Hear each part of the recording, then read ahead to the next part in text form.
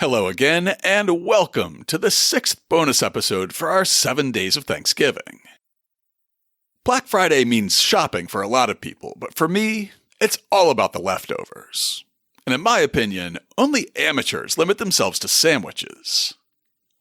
You could use your Thanksgiving leftovers to make omelets, fried rice, loco mocos, and, my favorite, quesadillas. Take it from me, though, that trying to make deep-fried stuffing bites will only result in soggy stuffing and a fryer in desperate need of a thorough cleaning. Like Joseph Lee, who we discussed in Tuesday's bonus episode, Annie Burton was enslaved at birth and then became a Boston restaurateur after emancipation. She never became as rich and famous as Joseph Lee, spending decades as a domestic servant before betting on herself and opening restaurants in Florida, Boston, and a number of New England resort towns. However, the decision to write down her life story and publish it sealed her legacy. So over a century later, we remember her life in slavery and her claim to have introduced Boston baked beans to confused Florida diners. Now it's time for this week's main topic. Part of the reason that I wanted to share Annie Burton's story this week is because of the parallels to Joseph Lee, who we met in our last episode. Both Joseph Lee and Annie Burton were enslaved in the South as children, and freed when Union troops liberated their hometowns. Lee was about 17 in South Carolina when he first experienced freedom, and Burton was about 7 in Alabama. So their experiences of emancipation were necessarily different. Though she was about 10 years younger than Lee, Burton also made her way to Massachusetts after she was freed at the end of the Civil War. She also spent time in the Auburndale neighborhood in Newton, where Joseph Lee made his fortune, as well as in Boston proper. Like Lee, she was an accomplished cook and restaurateur. Unlike Lee, however, she never rose to the highest echelons of wealth and social prominence. Annie Burton's experience of carving out a marginal living in Reconstruction and post-Reconstruction America is probably more typical of the tens of thousands of formerly enslaved African American women who are trying to find their place in the world in the decades after 1865. And her existence was always more tenuous than Joseph Lee's was. To tell Annie's story, I'm going to read big chunks of the personal narrative she wrote having to do with her life in Boston and how she got here. I'll intersperse that with commentary taken from the essay Her Refusal to be Recast by Yolanda Pierce, which was published in the Southern Literary Journal in 2004. And of course, for local color, I'll chime in with some of my own observations. All that is by way of saying that there aren't as many different primary sources this week as usual, but I think you'll agree with me that Annie's story is an interesting counterpoint to our last episode about Joseph Lee. Annie Burton did not create patented inventions that changed the way Americans eat, like Joseph Lee's bread kneading and bread crumbing machines, but she did have a culinary claim to fame. She was the first person to introduce Boston baked beans to Jacksonville and perhaps to all of Florida. Boston baked beans, and all the ways they are and are not typical Boston fare, probably deserve their own episode one of these days. But for now, I'll let a paragraph from an article written by Alexandra Powell for the Paul Revere House describe them for us. The baked beans we enjoy today are a direct descendant from an English bean and bacon pottage dish, originally from the Middle Ages. 17th century Puritans favored a dish that they could set to cook on Saturday and consume on Sunday, saving them from labor on the Sabbath. The ingredient that separates Boston baked beans from all others, molasses, probably entered the mix in the mid-18th century, as Boston's centrality to the triangular trade grew. Molasses, produced by the exploitation of enslaved persons on plantations in the Caribbean, was shipped to Boston to make rum. By the late 19th century, when Fanny Farmer included Boston baked beans in her watershed cookbook, molasses was considered a canonical ingredient, along with ground mustard and salt pork. For more about Fanny Farmer and her cookbook, check out episode 159. And for more on molasses in Boston, listen to episode 73. By the time she introduced Florida to our baked bean specialty, Annie Burton had already lived in the Boston area for years, before returning to the South temporarily. In about 1884, or perhaps 1888 as we'll hear in a few minutes, Annie moved to Jacksonville, Florida with her nephew Lawrence. As she tells it, "My idea was to get a place as a chambermaid at Green Cove Springs, Florida, through the influence of the head waiter at a hotel there whom I knew. After I got into Jacksonville, I changed my plans. I did not see how I could move my things any farther, and we went to a hotel for colored people, hired a room for $2, and boarded ourselves on the food which had been given to us in Macon. This food lasted about 2 weeks. Then I had to buy, and my money was going every day and none coming in. I did not know what to do. One night, the idea of keeping a restaurant came to me, and I decided to get a little home for the 3 of us and then see what I could do in this line of business. After a long and hard search, I found a little house of 2 rooms where we could live, and the next day I found a place to start my restaurant. Trade at the restaurant was very good, and we got along nicely. One day, the cook from a shipwrecked vessel came to my restaurant, and in return for his board and a bed in the place, agreed to do my cooking. I introduced Boston baked beans into my restaurant, much to the amusement of the people at first. But after they had once eaten them, it was hard to meet the demand for beans. Lawrence, who was now about 11 years old, was a great help to me. He took out dinners to the cigar makers in a factory nearby. At the end of the season, about 4 months, it had grown so hot that we could stay in Jacksonville no longer. From my restaurant and my lodgers, I cleared $175, which I put into the Jacksonville bank. Annie's life took her from Boston to Florida and back, but her story begins in Alabama. She was enslaved at birth on the Farron plantation near Clayton, Alabama, which could also claim to be the birthplace of segregationist George Wallace and Michael Jackson's mother. Annie was about 7 years old when Union soldiers arrived in Clayton, changing the trajectory of her life. One note as I read the sections of Annie's narrative that took place while she was still enslaved. She often uses the hard "in" word interchangeably with the word slave, mostly in quoting or paraphrasing Southern whites. I'll be replacing it with slave or slaves when I get to that word, but I left the rest of her language the same. Annie wrote, "I saw all the slaves, one by one, disappearing from the plantation. For night and day they kept going, until there was not one to be seen. All around the plantation was left barren. Day after day I could run down to the gate and see down the road troops and troops of Garrison's brigade, and in the midst of them gangs and gangs of Negro slaves who joined with the soldiers, shouting, dancing, and clapping their hands. And in the midst of them gangs and gangs of Negro slaves who joined with the soldiers, shouting, dancing, and clapping their hands. The war was ended, and from Mobile Bay to Clayton, Alabama, all along the road on all the plantations, the slaves thought that if they joined the Yankee soldiers, they'd be perfectly safe." I tried to figure out what unit Annie was referring to, but I'm by no means a Civil War expert, and I couldn't find a brigade commander named Garrison. I got excited for a moment because the most prominent Union officer named Garrison that I could track down was Bostonian George T. Garrison, son of the famous abolitionist William Lloyd Garrison and a captain in the 1st Company of the 55th Massachusetts Volunteer Infantry Regiment. Like the famous 54th, the 55th was made up of black enlisted soldiers and NCOs, commanded by white officers. It would have been too perfect for this unit to have liberated the Farron plantation, but from everything I could find, they were actually in coastal South Carolina at the same time. Whoever the soldiers of this Garrison Brigade were, Annie continues, "One morning in April 1865, my master got the news that the Yankees had left Mobile Bay and crossed the Confederate lines, and that the Emancipation Proclamation had been signed by President Lincoln. Mistress suggested that the slaves should not be told of their freedom, but master said that he would tell them, because they would soon find it out, even if he did not tell them.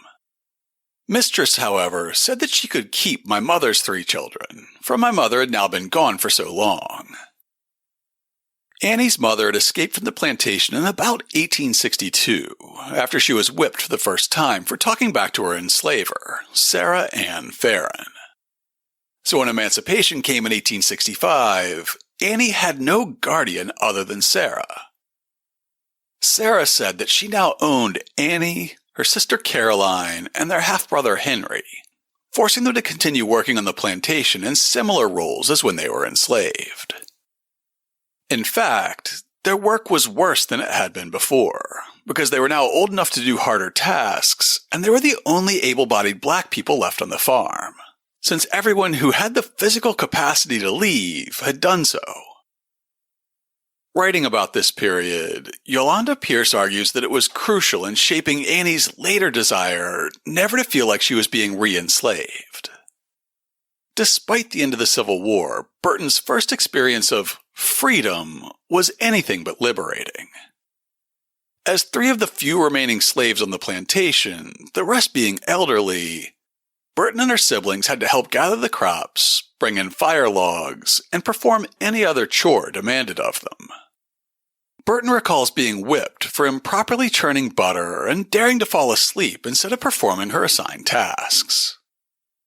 Her sister Caroline, at the age of 12, was forced to take their mother's place as household cook. As an adult reflecting on her childhood experiences, Burton understands the true motives of her former slave mistress. The desire to keep her and her siblings from being aware of their new status as freed people, instead forcing them to continue in their all-too-familiar roles of slaves. Annie's salvation came from an unexpected source: her mother. In popular conceptions of slavery, escapees survived by following the North Star to freedom. But Annie's mother hadn't gone that far. She was able to return to the plantation within a few months of emancipation, implying that she had likely joined a maroon community in a nearby part of the South, staying free by staying hidden. Returning to claim her children, however, was not as easy as it sounds, with Annie writing, "My mother came for us at the end of the year 1865, and demanded that her children be given up to her. This Mistress refused to do, and threatened to set the dogs on my mother if she did not at once leave the place. My mother went away and remained with some of the neighbors until supper time. Then she got a boy to tell Caroline to come down to the fence. When she came, my mother told her to go back and get Henry and myself and bring us down to the gap in the fence as quick as she could. Then my mother took Henry in her arms, and my sister carried me on her back. We climbed fences and crossed fields, and after several hours came to a little hut which my mother had secured on a plantation. We had no more than reached the place and made a little fire when Master's 2 sons rode up and demanded that the children be returned. My mother refused to give us up. Upon her offering to go with them to the Yankee headquarters to find out if it were really true that all Negroes had been made free, the young men left, and they troubled us no more. Annie and her mother were now free of the Farrons, but as Yolanda Pierce points out, the freedom available to black women had limits. Despite the system of slavery being turned upside down in front of Annie Burton's eyes, fundamental ideas about blackness, the proper role for black people in America, and the functions and duties of black women were not changing. While slavery may have ended during Burton's early life, there was no challenge to the idea that African Americans inherently belonged at the very bottom of the social hierarchy. While African Americans were technically emancipated from their positions as chattel, there was no freedom from the racist assumptions about the inferiority of black people and their rightful place as servants to whites. For the first year after her rescue, life was very hard for Annie and her mother. Their family of 6 lived in a hut of rough-hewn lumber, with some straw for their beds, and a fire burning directly on the dirt floor. During this time, their food often ran short, and a good meal might consist of a little cornmeal boiled with peas and some pigskin. Perhaps the more recent memories of these post-war hardships explain why, unlike most slave narratives, which tend to focus on the torments and hardships of slavery, Annie's narrative starts out with a very different tone when remembering the time when she was enslaved. The opening paragraphs say, "The memory of my happy, carefree childhood days on the plantation, with my little white and black companions, is often with me. Neither master nor mistress nor neighbors had time to bestow a thought upon us, for the great Civil War was raging.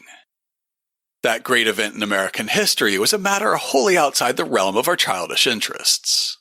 Of course we heard our elders discuss the various events of the great struggle, but it meant nothing to us. On the plantation there were 10 white children and 14 colored children. Our days were spent roaming about from plantation to plantation, not knowing or caring what things were going on in the great world outside our little realm. Planting time and harvest time were happy days for us. How often at the harvest time the planters discovered corn stalks missing from the ends of the rows and blamed the crows.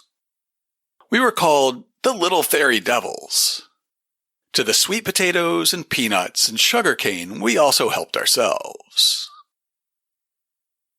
The tone shifts a bit in the following paragraphs, adding some darker details that even a child's memory picked up on, which I'll let Yolanda Pierce summarize.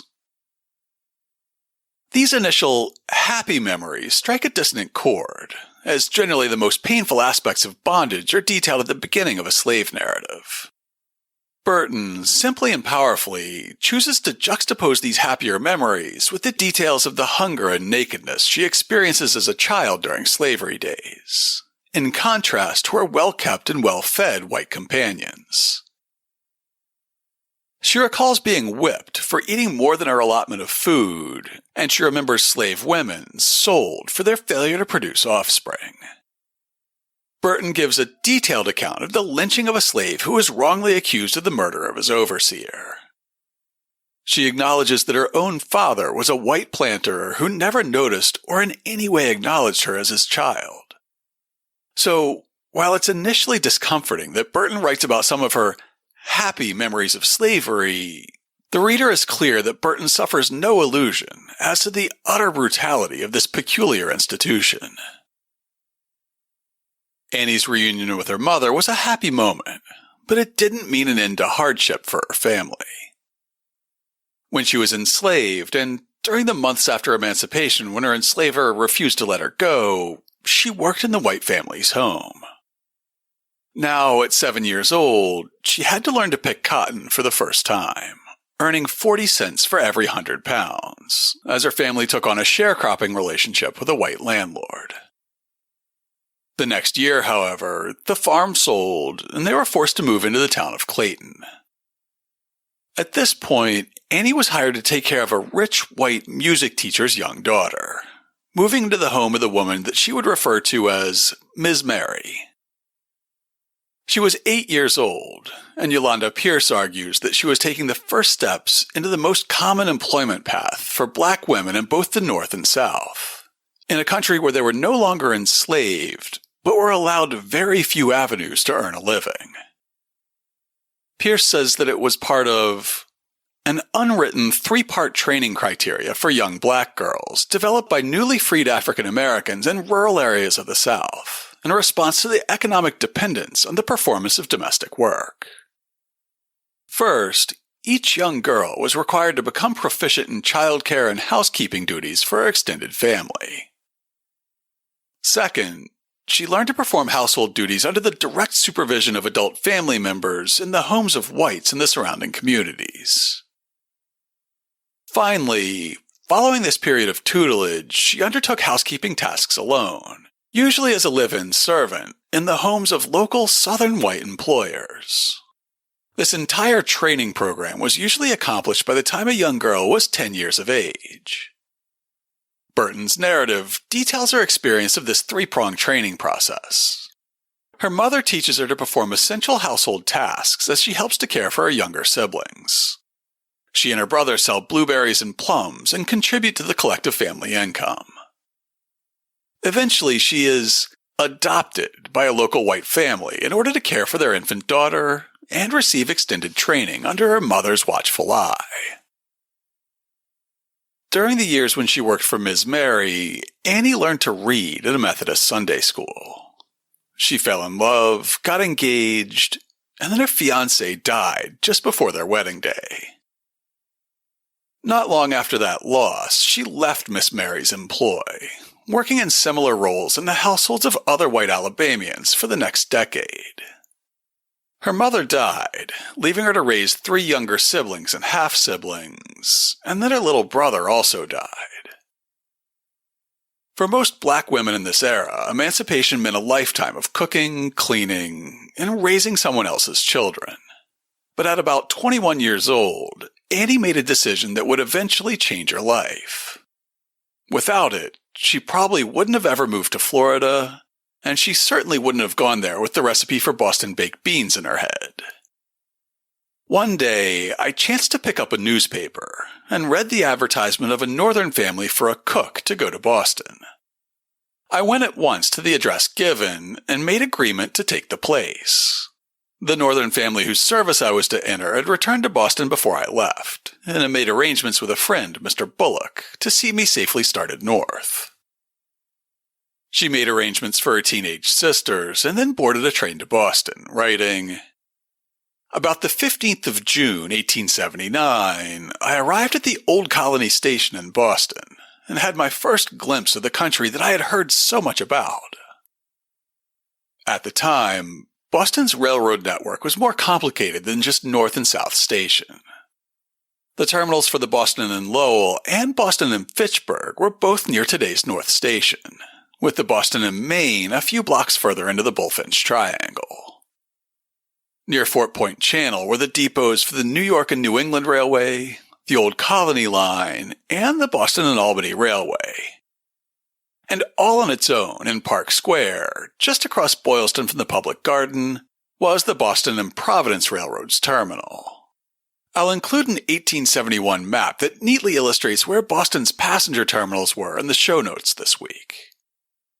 So when Annie says that she arrived at the Old Colony Station, don't picture South Station, but something more like the parking lot across from the South Street Diner.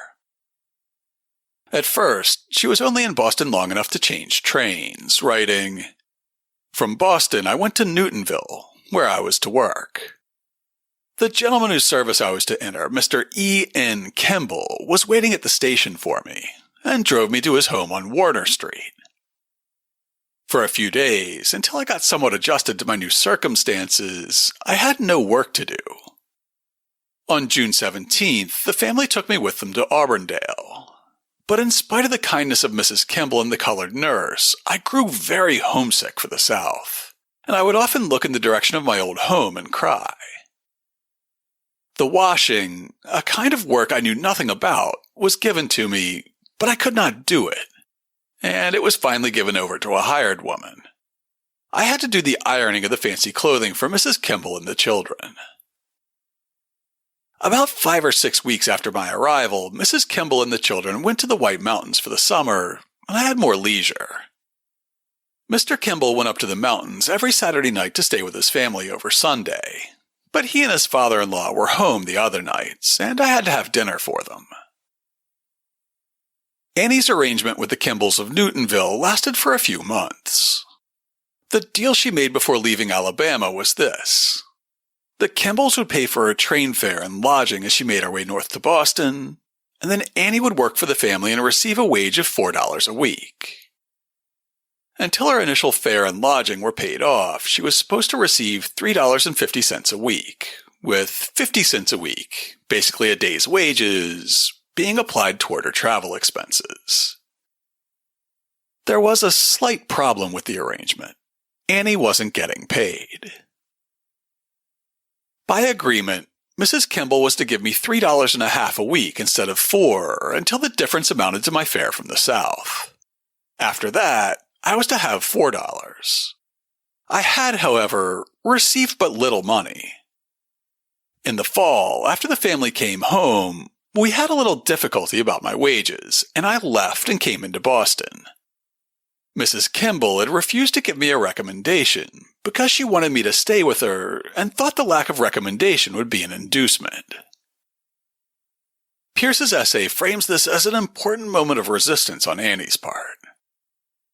Despite being a stranger in a strange land, without the all-important reference letter from a white family, Burton defiantly sets out for Boston.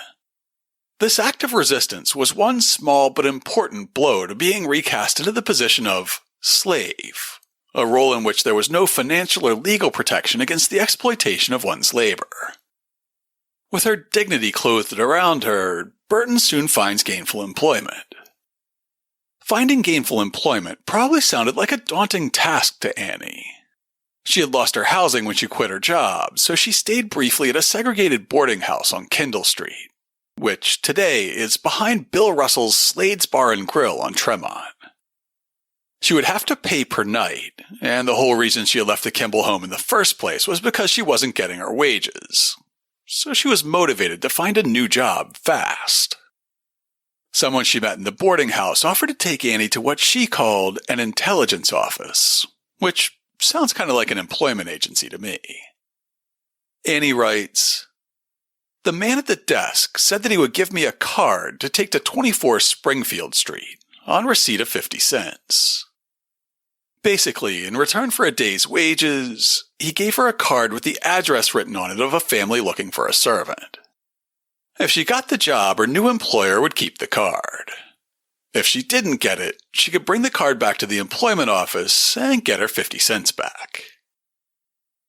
She did not get the job at 24 Springfield Street in the South End, but when she stopped to ask for directions, likely because there's an East and West Springfield Street and her narrative wasn't clear on which one she was going to, she ended up getting hired by another family on the same street. She went and got her 50 cents back, fetched her steamer trunk, and went to work in the South End for about 18 months. When her employers moved to Dorchester, she didn't go along with them, instead bouncing between temp jobs for a few months until she met the Reed family of Jamaica Plain, writing, "With this family I remained 7 years. They were very kind to me, gave me 2 or 3 weeks vacation without loss of pay. In June 1884, I went with them to their summer home in the Isles of Shoals, as housekeeper for some guests who were coming from Paris. On the 6th of July, I received word that my sister Caroline had died in June." The chronology in Annie's narrative doesn't quite line up. If she started with the Reeds in early 1881 and worked there for 7 years, she would have left in 1888. But her account says that she left their employment when her sister died in 1884. She also writes that she got married in 1888, but I don't see how that fits with either part of the narrative. Either way, she writes, "In 1888, I was married at 27 Pemberton Street to Samuel H. Burton by Dr. O. P. Gifford. After my marriage, Mr. Burton got a place in Braintree as a valet to an old gentleman who was slightly demented, and he could not be satisfied until I joined him. So I put our things into storage and went to Braintree. I remained there 10 months and then came back to Boston." I'm not sure whether that's something she did after working for the Reeds, or if those 10 months were a leave of absence, or what exactly. What I did notice upon rereading her narrative is that her last name is never mentioned anywhere until after she married Samuel Burton. Her marriage may have been short or unhappy, or it may have ended for another reason, but it only gets mentioned in a single paragraph out of chronological order at the very end of her story. What is mentioned in great detail is her sister's death. Caroline left behind a son named Lawrence, who was about 10 or 11 years old. Annie's brother had died long before, and she'd been forced to say goodbye to her little half-siblings when she moved north. Now, her older sister was dead, and she had to decide what to do with her young nephew. Mrs. Reed offered to support the boy financially as long as he stayed in Georgia, and she sweetened the pot by offering to employ Annie for as long as she could work, and then provide for her future days as long as she should live. But only if Lawrence stayed in Georgia, saying that Annie couldn't expect to find a good job as a domestic worker if she had a little boy with her. Annie wrote, "It did not take me long to decide what I should do. The last time I had seen my sister, a little over a year before she died, she had said, when I was leaving, 'I don't expect ever to see you again, but if I die, I shall rest peacefully in my grave, because I know that you will take care of my child.'" Annie made arrangements to meet Lawrence in Georgia in October of the same year, where she expected to take custody of her nephew and settle her sister's estate.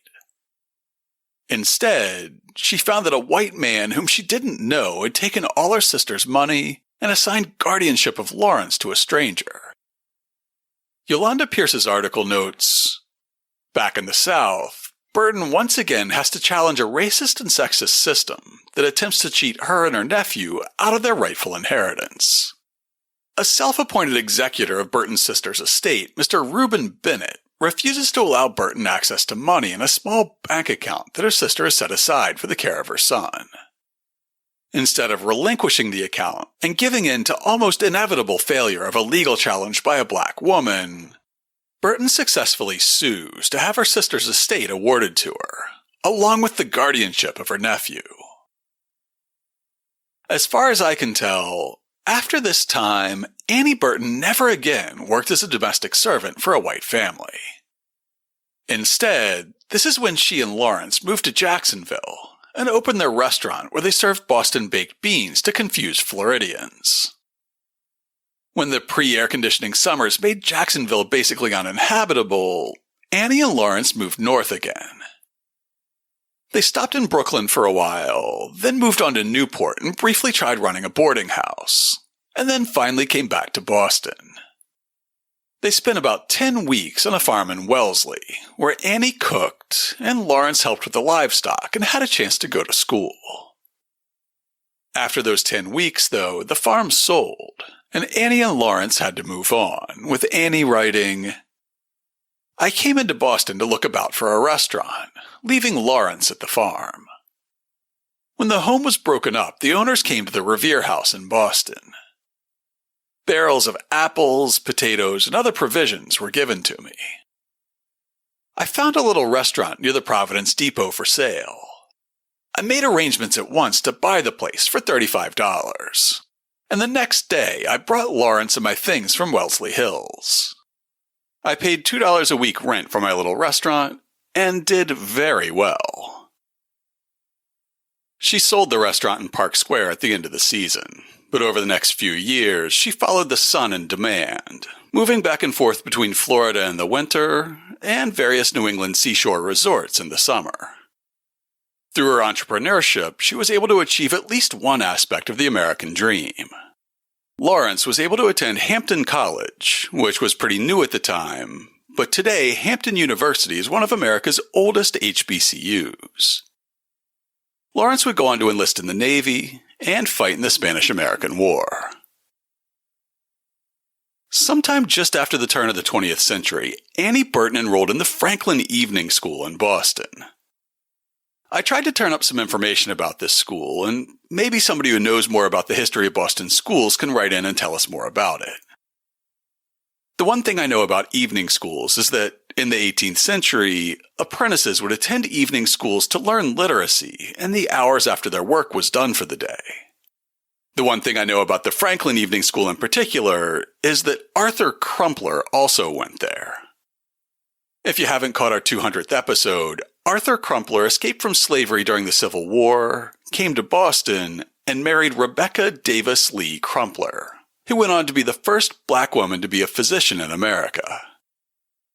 Arthur was profiled in the Globe in 1898 as Boston's oldest pupil, while he was learning literacy at the Franklin Evening School. Maybe in the late 19th century, evening schools staged a comeback as a way for black people who'd been enslaved to catch up on the education that had been deliberately denied to them as children. When she was still in Alabama being taught by the Methodists, Annie Burton got as far as McGuthrie's Third Reader. I couldn't find much about this book, but I think it indicates that she had gotten about a 6th grade education. At the Franklin Evening School, her teachers helped her advance her studies, and one of her assignments there became the kernel of her book. 5 years ago, I began to go to the Franklin Evening School. Mr. Guild was the master.